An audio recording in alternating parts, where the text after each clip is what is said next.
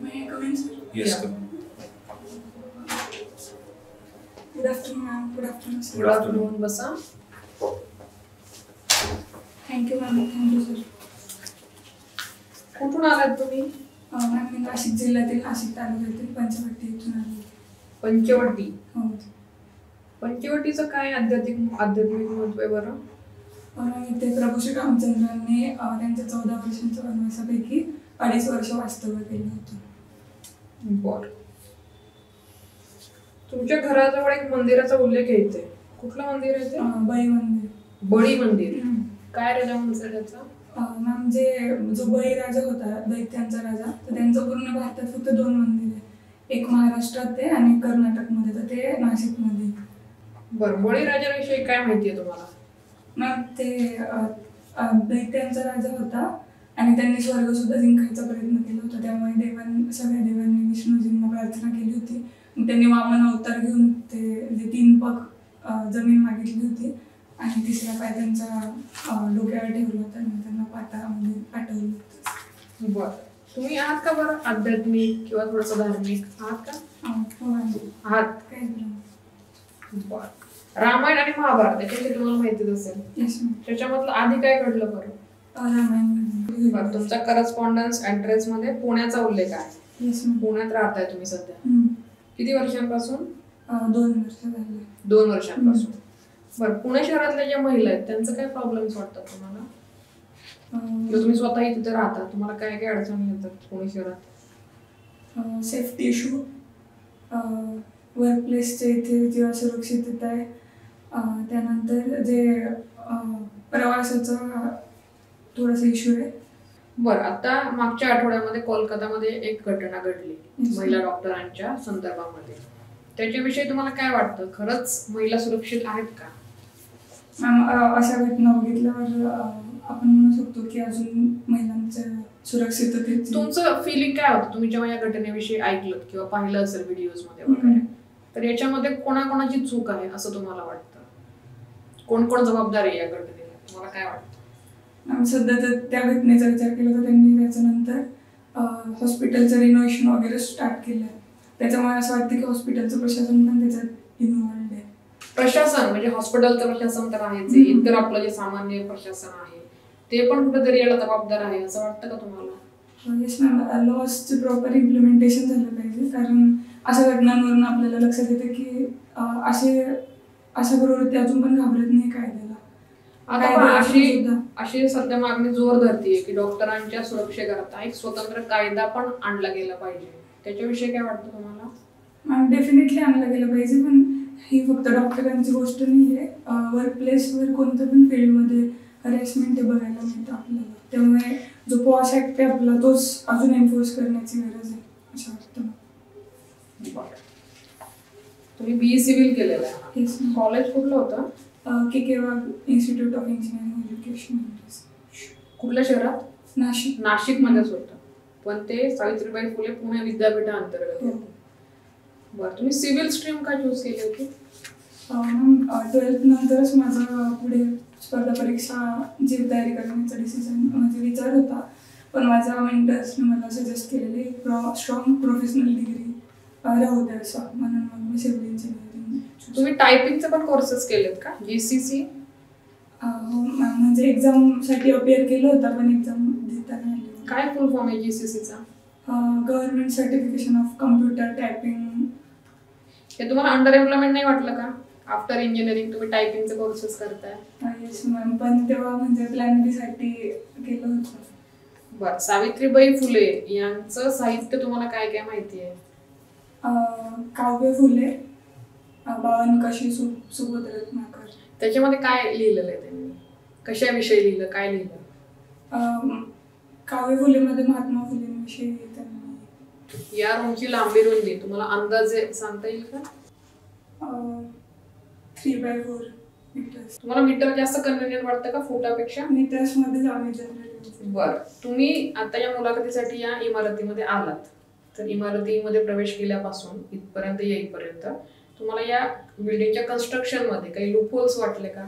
Construction मध्ये तुम्ही एक सिव्हिल इंजिनियर आहात त्या पॉईंट ऑफ व्ह्यूने. नाही मॅम, असं लूपहोल काही नाही वाटलं. खाली कारण अंडर कन्स्ट्रक्शनच आहे, खालच्या फ्लोअरला तर चालू शकतो अजून. बरं, तुम्ही सिव्हिल इंजिनिअरिंग नंतर पुढे काही तुमचा प्लॅन बी आहे का की तुम्ही त्याच्यामध्ये काही बिझनेस कराल, स्टार्टअप एखादं सुरू कराल, असं काही प्लॅन आहे तुमचा? अधिकारीच काय व्हायचंय बरं तुम्हाला? प्रशासनामध्येच काय यायचंय?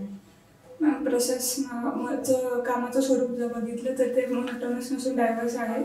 एक नागरिक म्हणून आपण ज्या समस्या फेस करत असतो त्याचे सोल्युशन काढण्याची ऑथॉरिटी आपल्याला प्रशासनात मिळते. आणि सर्व्हिस निमित्त महाराष्ट्रभर बदल होता, त्याच्यामुळे वेगवेगळे अनुभव येतात, नवीन गोष्टी शिकायला मिळतात आणि लाईफ स्टॅग्नंट न राहता प्रभावी बनतं. आणि ॲज अ महिला म्हणून फायनान्शियल इंडिपेंडन्स आणि सिक्युरिटी सुद्धा मिळते. बरं, तुम्ही कुठले कुठले इलेक्ट्रॉनिक गॅजेट्स वापरता? Mostly mobile phone, smartphone. बरं, सायबर क्राईम्स तुम्ही डिफाईन करू शकता का? सायबर क्राईम काय असतात?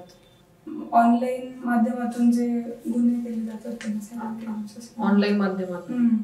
तर तुम्हाला आजपर्यंत असं काही एखादा फ्रॉड कॉल वगैरे किंवा मेसेज आलेला आहे? तुमची रिॲक्शन काय होती त्याच्यावर? माझे पप्पा स्वतः पोलीस असल्यामुळे मी त्यांना सांगितलेलं. तुमचे वडील पोलीस आहेत? कुठल्या पदावर कार्यरत आहेत? असिस्टंट सब इन्स्पेक्टर आहेत. ASI आहेत. कुठे कार्यरत आहेत? नाशिकमध्ये. नाशिकमध्येच आहेत. तुमचा पहिला प्रेफरन्स काय आहे मग पोस्टसाठीचा? Chief officer class. मग तुम्ही डेप्युटी कलेक्टरला प्रेफरन्स दिलाय की नाही? सेकंड दिलेला आहे. का बरं? जनरली सगळ्यांचा डेप्युटी कलेक्टरला पहिला प्रेफरन्स असतो.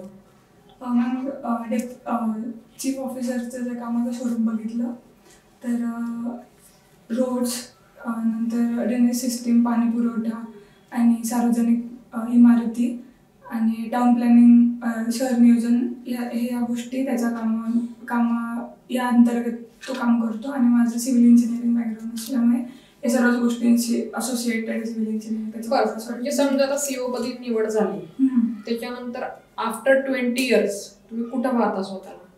कुठे असाल तुम्ही 20 वर्षांनंतर? महानगरपालिका आयुक्त असाल. तुमचं ग्रॅज्युएशन सिव्हिल इंजिनिअरिंग मध्ये झालं, राईट? कोणकोणते सब्जेक्ट्स होते तुम्हाला? डॅम हायड्रोलिक्स डिझाईन होतं, foundation engineering, project management, Jio technology, quantity surveying आणि ट्रान्सपोर्ट इंजिनिअरिंग. काय असतं बरं जिओ टेक्नॉलॉजी? सर, याच्यामध्ये सॉईल टेस्टिंग केलं जातं. एखादा सरफेस ते कन्स्ट्रक्शन बिअर करू शकतं का नाही याच्यासाठी त्याची टेस्टिंग केली जाते. आपण बघतो की सॅटेलाइटच्या माध्यमातून हा जो सर्वे आहे तो बऱ्याच वेळेस केला जातो, बरोबर? ड्रोनचा पण याच्यामध्ये काही रोल आहे का? हो सर. कशा पद्धतीने?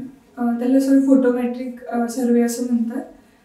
ड्रोनच्या माध्यमातून, म्हणजे ऍक्च्युअल तिथे जाऊन सर्वे करण्यापेक्षा ड्रोनच्या माध्यमातून फोटोज घेऊन त्याचे डिटेल्स काढले जातात. ड्रोनचा वापर आपण गव्हर्नन्ससाठी कसा करू शकतो बरं? असं सर्वेलन्ससाठी करू शकतो. ड्रोन याच्यामध्ये क्राईम डिपार्टमेंटमध्ये पण सर्वेलन्ससाठी ड्रोनचा वापर होऊ शकतो. आणि सिव्हिल मॅनेजमेंटमध्ये? सिव्हिल मॅनेजमेंटमध्ये जे सध्या टाउन प्लॅनिंगचे प्रोजेक्ट्स चालू त्याच्यामध्ये ड्रोनने सर्वे केले जातात टाउन्सचे. एका शहरामध्ये जे आहे प्रॉपर सॉलिड वेस्ट मॅनेजमेंट कसं केलं पाहिजे, कसं केलं गेलं पाहिजे? सर, याच्यासाठी गव्हर्नमेंटला वेगवेगळे प्रोजेक्ट्स सजेस्ट केलेले आहे. याच्यामध्ये आपण एक म्हणजे पर्टिक्युलर नाशिक हे तीर्थक्षेत्र असल्यामुळे तिथे निर्माल्याचं प्रमाण खूप मोठ्या प्रमाणात असतं. तर याच्यापासून आपण वर्मी कंपोस्ट युनिट्स लावून खत तयार करू शकतो. नंतर स्वयंपाकघरामध्ये जो कचरा तयार होतो त्याच्यापासून आपण गॅस तयार करू शकतो आणि तो परत किचनमध्येच यूज करू शकतो. आणि कचऱ्यापासून इलेक्ट्रिसिटी निर्माण करण्याचे पण असे खूप इनोव्हेटिव्ह प्रोजेक्ट्स आहेत, पण त्याचं इम्प्लिमेंटेशन प्रॉपर गरजेचं आहे. आजच्या दिवसाचं काय महत्व आहे? 78 इंडिपेंडन्स डे आहे. तुमच्यामध्ये काही विकनेसेस आहेत का? हो सर, पब्लिक स्पीकिंग आणि स्टेज डेअरिंग वाढवण्याची गरज आहे. ओके, काय असते बरं पब्लिक स्पीकिंग? कसं डिफाईन करतो आपण पब्लिक स्पीकिंगला? जास्त संख्या असलेल्या लोकांना प्रॉपरली ॲड्रेस करणं, confidently proper public speaking. Okay, काही पब्लिक स्पीकर जे आहेत इंडियामध्ये त्यांचे नाव सांगू शकता तुम्ही, ज्यांना तुम्ही फॉलो करता वगैरे? सुधा मूर्ती. तुमच्या हॉबीज आहेत का काही? हो सर, फ्लूट वाजवायला आवडतं. तुम्हाला फ्लूट? किती प्रकारच्या फ्लूट असतात बरं जे इंडियामध्ये वाजवल्या जातात? सर, म्युझिक वाईज 2 प्रकारचे असतात, कार्नेटिक फ्लूट्स आणि हिंदुस्थानी संगीत आणि मटेरियल वाईज PVC फ्लूट्स असतात, मेटल फ्लूट्स असतात आणि बॅम्बू फ्लूट्स असतात. आणि वाजवायच्या पद्धतीने एक ट्रान्सव्हर्स फ्लूट असते आणि एक व्हर्टिकल फ्लूट असते. काही रागांचे नाव सांगू शकता तुम्ही? मल्हार राग. मला सांगा सी शार्प जी बासरी असते त्याचं काय वैशिष्ट्य असतं? सर बिगिनर्सला C शार्प पासून स्टार्ट केलं जातं. जी सी नॅचरल असते ती 19 सेंटीमीटर इंचेसची असते आणि त्याच्यानंतर मग खाली जसं जसं लेंथ कमी होत जाते तसे तसे पिच वाढत जाते. त्याच्यामुळे C शार्प पासून स्टार्ट करतो जनरली. सध्या आंतरराष्ट्रीय घडामोडींमध्ये काय चालू आहे सर?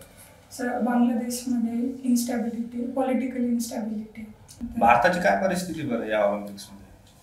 सर लास्ट टाइमपेक्षा पण आपण कमी परफॉर्मन्स दिलेला आहे. आपण 6 मेडल्स. काय केलं पाहिजे आपलं जे पार्टिसिपेशन आहे गोल्डमध्ये वगैरे वाढवण्यासाठी काय वाटतं? सर म्हणजे स्कूल लाईफपासूनच स्पोर्ट्सला प्रमोट केलं पाहिजे. आपल्याकडे प्रतिभा भरपूर आहे पण पुढे जे अडथळे येतात त्याच्यामुळे लोक स्पोर्ट्सला एक करिअर न बघता फक्त एक नोकरी मिळवण्याचं माध्यम म्हणून बघता आणि एक पर्टिक्युलर स्टेजपर्यंत गेल्यावर परत जॉब्सकडे शिफ्ट करतात. तर लोकांना प्रमोट केलं पाहिजे जेणेकरून ते स्पोर्ट्सला करिअर म्हणून परस्यू करतील.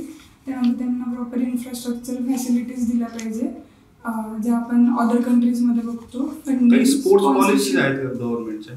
हो सर आहे. सांगा बरं. सर खेलो इंडिया फंड दिला जातो. त्यानंतर तुम्ही हे जे कोर्सेस केलेले आहेत बघा GCC काय फुल फॉर्म आहे बरं GCCचा? Sir government certification of computer typing. काय रिझन याच्या मागे या कोर्स करण्याच्या मागे? सर ज्या क्लास 3 पोस्ट आहे त्यांच्यासाठी रिक्वायर्ड. कोणत्या प्रकारची बेरोजगारी बरं आहे? न्यून बेरोजगारी. तुमच्या स्ट्रेंथ सांगा बरं. सर नेतृत्व गुण आहे. त्यानंतर ऑनेस्ट आहे. माझ्यामध्ये टॉलरन्स आणि पेशन्स असल्यामुळे मी कोणत्या पण सिच्युएशन सोबत कोप अप करू शकते. डिसिप्लिन आहे. बरं, तुम्ही फ्लूट वाजवता. येस. बासरी ही कुठल्या सायंटिफिक तत्वावरती काम करते बरं? रेझोनन्स. तुम्ही आता म्हणालात की तुमचं पब्लिक स्पीकिंग थोडंसं वीक आहे असं तुम्हाला वाटतं. कशावरून तुम्ही हे असं ठरवलं? मॅम जास्त संख्येने जेव्हा लोक असते तेव्हा आवाज कापतो आणि शिवरिंग होतं थोडं.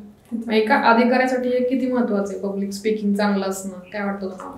हो मॅम खूप महत्त्वाचं आहे. मला याच्यामध्ये इम्प्रूव्हमेंट करायला. तुम्ही त्याच्यावर काही काम करताय ते कमी करण्यासाठी किंवा तो प्रॉब्लेम थोडासा ओव्हरकम करण्यासाठी तुम्ही काही एफर्ट्स घेताय? हो जेव्हा चान्स मिळतो तेव्हा मी प्रयत्न करते की मी बोलण्याचा प्रयत्न करते. आज 15 ऑगस्ट आहे. Yes ma'am. तुमची देशभक्तीची संकल्पना काय आहे? तुम्ही कशाला देशभक्ती मानता? चांगलं काम करणं म्हणजे आपण देशाच्या प्रगतीसाठी थोडं पण कॉन्ट्रीब्यूट करू शकू. ते मग इकॉनॉमिकली असेल किंवा मग एखाद्याला मदत करून सामाजिकदृष्ट्या असेल आर्थिकदृष्ट्या असेल तर माझ्या it is one type of. तुम्ही करताय का मग यातलं काही किंवा केलंय त्याच्या आधी? Yes ma'am. आमच्या कॉलेजमध्ये स्वप्नपूर्ती फाउंडेशन नावाचा NGO होता स्टुडंट बेस. तर त्याच्या थ्रू आम्ही ॲक्टिव्हिटीज केलेल्या सोशल ॲक्टिव्हिटीज. बरं, तो एक टिपिकल इव्हेंट झाला किंवा एक प्रसंग झाला. तुम्ही तुमच्या रुटीन डे टू डे लाईफमध्ये अशी काही ॲक्टिव्हिटी करता का की तुम्हाला म्हणता येईल की ही माझी देशभक्ती आहे? आपण जे पेमेंट्स करतो त्याच्यामधून आपण टॅक्स देतो गव्हर्नमेंटला. आता रिसेंट जे बजेट आलं केंद्र सरकारचं ते पाहिलं का तुम्ही? त्याच्यामध्ये इन्कम टॅक्सचे स्लॅब कसे सांगितलेले आहेत? लेटेस्ट आता जे सांगितले ते कसे आहेत माहिती आहे? हो मॅम पण मला आता एकदम एक्झॅक्ट अशा आकडे नाही आठवत. बरं ठीक आहे चालेल. येऊ शकता तुम्ही. All the best. Thank you sir. Thank you ma'am. Have a good day.